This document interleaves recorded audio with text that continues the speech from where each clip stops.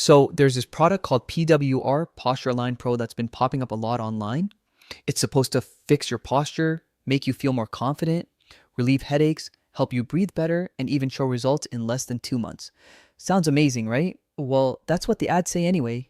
They market it like it's some kind of revolutionary device, lightweight, breathable, super comfy to wear, and designed to gently pull your shoulders back and align your spine.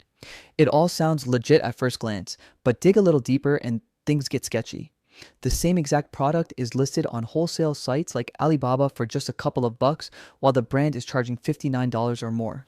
On top of that, the website is full of classic high pressure sales tricks, countdown timers that reset, constant only 3 left in stock warnings, pop ups, and the limited time offers that never actually end.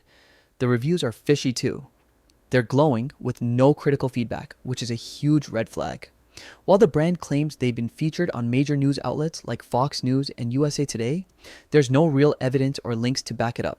Experts generally agree that while posture correctors can help a little in the short term, they're not a long-term solution. Relying on them too much without proper exercise can actually weaken your back muscles and make posture worse over time. PWR Posture Align Pro is overpriced and overmarketed, relying on slick dropshipping tactics rather than genuine effectiveness.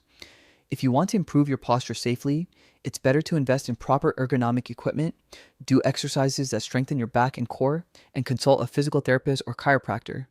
They can recommend methods or devices that truly work, and you'll get long-term benefits instead of a quick gimmick. Additionally, consider adding posture-friendly habits to your daily routine, like taking short breaks from sitting, adjusting your desk setup, and practicing mindfulness to avoid slouching. Overall, PWR Posture Align Pro doesn't live up to the hype, and skipping it could save you both money and disappointment.